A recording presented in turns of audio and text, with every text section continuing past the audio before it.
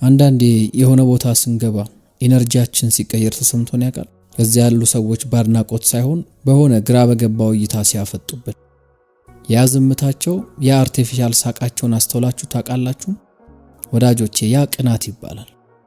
ሰዎች በሚስጥርኛ ሳናቅ እየቀኑብን ከሆነ ያ ማለት የሆነ አስደናቂ ነገር እየሰራን ነው ማለት ነው። እዚህ ጋር አንድ ነገርን በሚገባ ማስተዋል አለብን። ቅናት ስለኛ አይደለም፣ ቅናት ስለነሱ ነው። ቅናት እነሱ እኛ ላይ የሚያዩት ነገር ግን ራሳቸው ላይ ማየት ያልቻሉት ነገር የሚወልደው ስሜት ነው። ቅናት እኛ ወደፊት ስንጓዝ ቆመው የሚመለከቱ ተስፋ የመቁረጥ ስሜት የከበባቸው ሰዎች መገለጫ ነው። ቅናት የጸጸታቸው ከፍታ ማሳያ ነው። እኛ ግን መቼም ቢሆን ስህተት መስራት የለብንም። ማሸነፋችን ነው ያንን ስሜት የሰጣቸው። ታዲያ ጥያቄው ለምንድነው ሰዎች በሚስጥር በእኛ ከፍታ የሚቀኑት ነው? እስኪ ምክንያቶቹን ዘርዘር አድርገን እንመልከታቸው። የመጀመሪያው ስኬታችን የነሱን ማነስ ስለሚያስታውሳቸው ነው። ብዙ ሰዎች ትንሽ ታግለው ይወድቃሉ። ለውድቀታቸውና ላለማሸነፋቸው ሰበብ ይደረድራሉ። ቀጥሎ ደግሞ የወደቁበትን ቦታ የምቾታቸው ሰገነት ያደርጉትና እዚያው ባሉበት ይቀራሉ።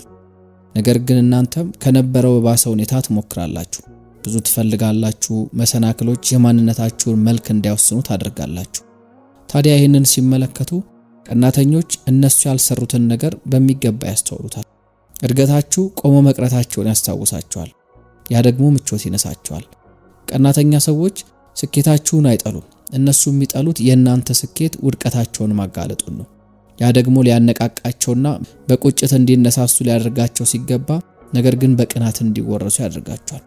ያ የእናንተ ጉዳይ ሊሆን አይገባም።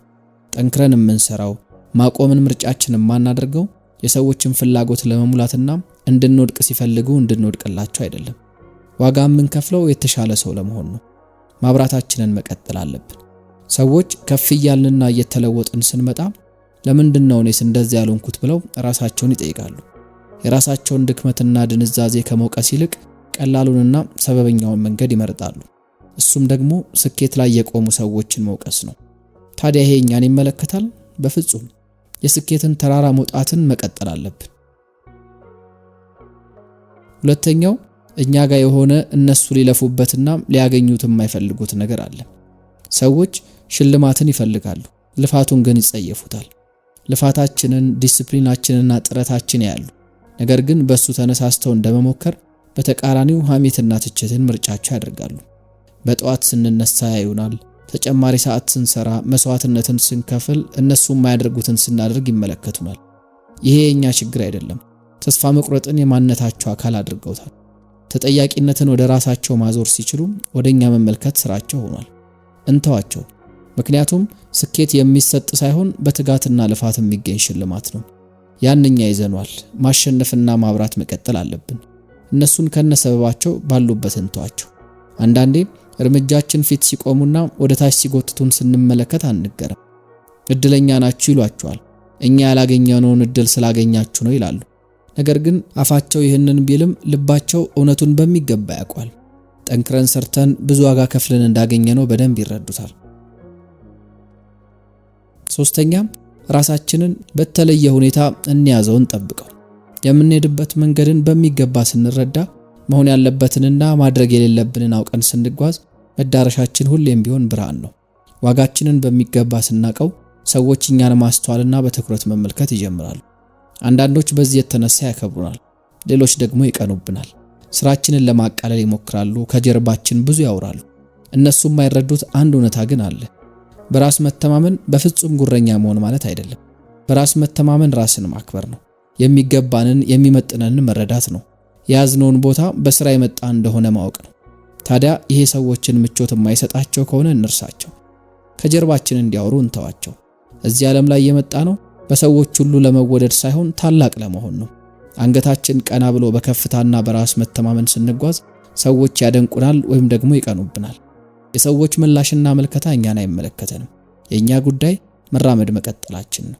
ቀና ባለን ቁጥር ሊኮረኩሙን እጅ የሚሰነዝሩ ብዙዎች ናቸውና ጉዟችን በማስተዋል ይሁን። አራተኛው ምንም ይሁን ምን ማደጋችንን ማቆም የለብንም።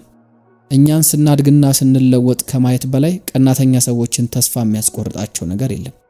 ሁሌም ውድቀታችንና ዝቅታችንን በናፍቆት ይጠባበቃሉ። አንዳንዴ መንገጫገጭ ሲገጥመንና የወደቀን ሲመስላቸው በዛው እንድንቀር ይጸልያሉ። ነገር ግን ብንወድቅም እንኳን መነሳትን እንዳናቆም። ያ ነው እነሱን በቁማቸው የሚበላቸው። እንድንወድቅ እንድናቆም ይፈልጋሉ። አንድ ቦታ ቆመን ብንቀር ምኞታቸው ነው። ነገር ግን የማይረዱት አንድ እውነታ ስኬታማ ሰው እንደ ጻድቅ 7 ቢወድቅም ካለፈው እየተማረ 7 መነሳቱን ነው። የትኛውም ውድቀት ለመነሳት፣ የትኛውም እንቅፋት ለመበርታት እንዲሁም የትኛውም ጨለማ ብርሃን ለማየት የሚያበረታ ነገር እንደሆነ አያውቁትም። ይሄ ለስኬታማ ሰዎች ብቻ የሚገለጥ እውነታ ነው። ማንኛውም መገፋት፣ የትኛውም መከዳት፣ የትኛውም ንዴት መማሪያና መለወጫ አድርገን ልንጠቀመው የግድ ይላል። ሁሌም ቢሆን እንዳበቃልን ሲያስቡ ስህተት መሆናቸውን ልናረጋግጥላቸው ይገባል። ማንኛውም እንቅፋት ለተሻለ ከፍታ መሆኑን ሊያውቁት ይገባል። ያ ነው እነሱን በቅናት የሚያሳብዳቸው። ምክንያቱም በእነሱ እሳቤ የወደቀ ሰው በዚያ ወድቆ መቅረት አለበት፣ መንሸራተት ሊሰብረን እንደሚገባ እንጂ ሊያጠነክረን አይገባም ሲሉ ያስባሉ። እነሱ ሁሉም ነገር እንድናቆም እየገፋፋን እንዴት ወደፊት መራመድ እንዳላቆምን ሊረዱት አይችሉም። ብዙ ጊዜ ነገሮች ሲጨላልሙ ያበቃላቸው ሲመስላቸው ብዙዎች በቶሎ ተስፋ ይቆርጣሉ። ነገሮችን ለማስቀጠልና ለመበርታት አቅም ያጥራቸዋል። በህይወታቸው አስቸጋሪና የጨለማ የሚመስሉ ቀናት ሲመጡ ያንን ነገር የሚያልፉበት ትዕግስት፣ ያንን ነገር የሚያልፉበት ትግል አይኖራቸውም። ነገር ግን ስኬታማ ሰዎች ለዚህ ጥሩ የሚባል መፍትሄ አላቸው። በችግር ቀን ውስጥ ሆነው የተሻለ ነገር እንደሚመጣ ያስባሉ። የችግር ጊዜያትን ከራሳቸው ጋር ላምደው መፍትሄ የሚሉትን ነገር ያበጃሉ። የተሻለ ቀን እንደሚመጣ፣ ሁሌ ጨልመው እንደማይቀርና ከፊት ለፊታቸው ብርሃን እንደሚጠብቃቸው በሚገባ ይረዳሉ። እኛም እንደነሱ ነው መሆን ያለብን። ብዙ ጊዜ ልንወድቅ እንችላለን። ነገር ግን ደጋግመን በወደቅን ቁጥር መነሳትን እያሰብንና ለዛ መንቀሳቀስ መቻል አለብን። ቀናተኛ ሰዎች ደግሞ ይህንን ስለማይችሉት ነው የሆነ ቦታ ላይ ቆመን ስኬት ላይ ደርሰን ሲመለከቱን ሰበብ እየደረደሩ በቅናት መንፈስ የሚቃጠሉት። 5ኛ እኛ ከወሬና ከሐሜት ይልቅ እድገትን መርጠናል የሚለው ሐሳብ ነው። ትንንሽ አእምሮዎች ብዙ ጊዜ በሰዎች ላይ ትኩረት ያደርጋሉ። ሰዎች የደረሱበት ስኬት፣ ሰዎች እየሄዱ ያሉበት መንገድን እያሰቡ ያንን ነገር በሐሜት ማብጠልጠል ስራቸው አድርገውታል።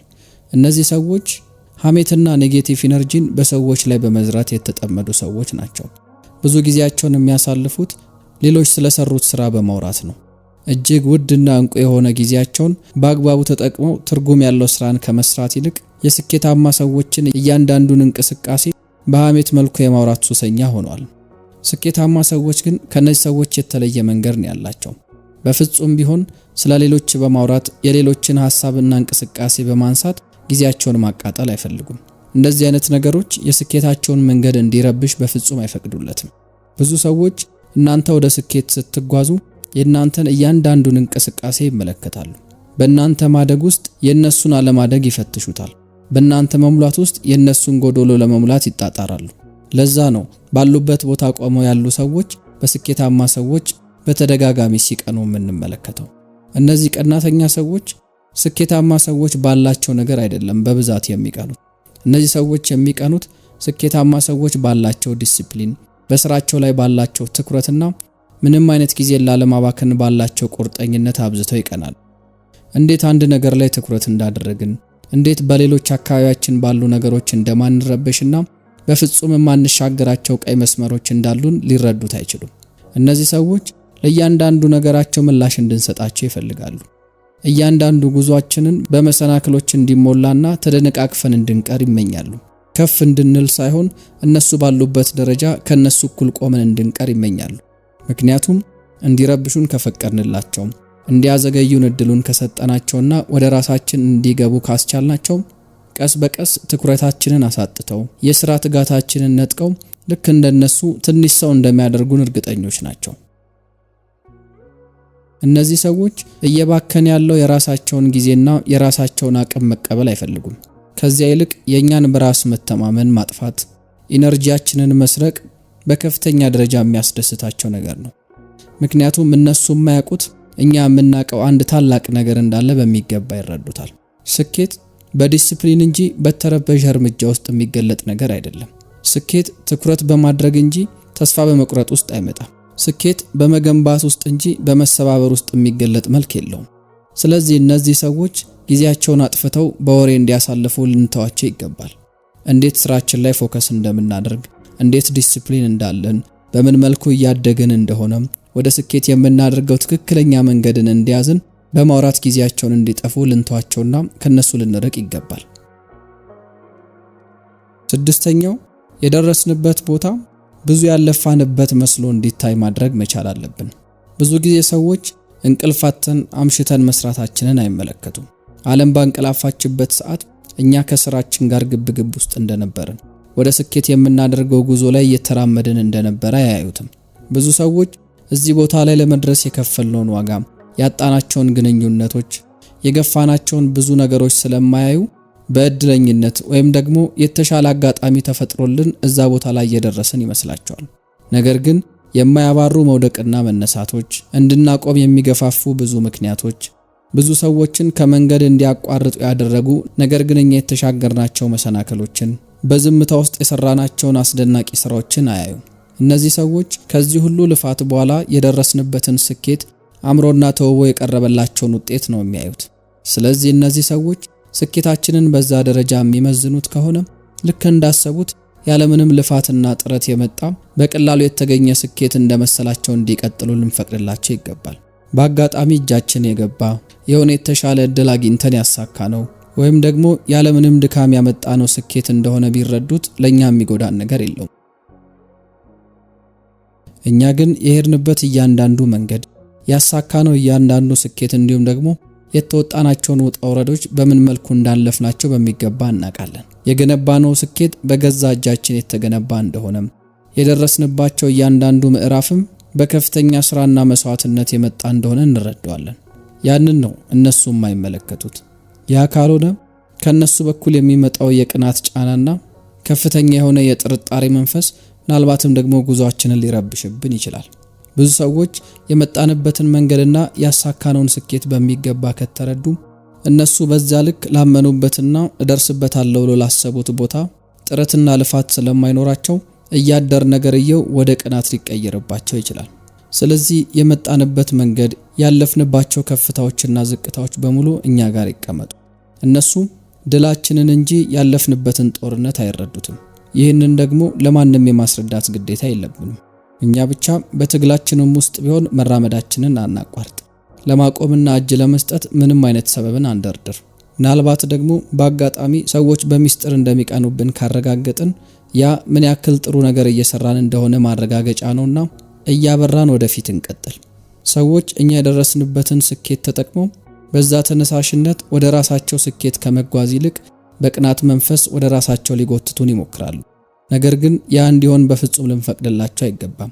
ሁሌም ቢሆን በስኬት ተራራ ላይ የተጓዝን ወደ ጫፉ የምናደርገውን ጉዞ መቀጠል መቻል አለብን። ይህንን ደግሞ እነሱ እንዲመለከቱ እንተዋቸው። ምክንያቱም ምንም ያክል ቢቀኑ፣ ምንም ያክል በምኞት ዓለም እኛ ያለን ነገር እንዲኖራቸው ቢያስቡ እንኳ እኛ ባለፍንበት መንገድ እስካልተራመዱ ድረስ አጠገባችን የሚደርሱበት እድል ስለሌለ እዚያው ባሉበት እንተዋቸው።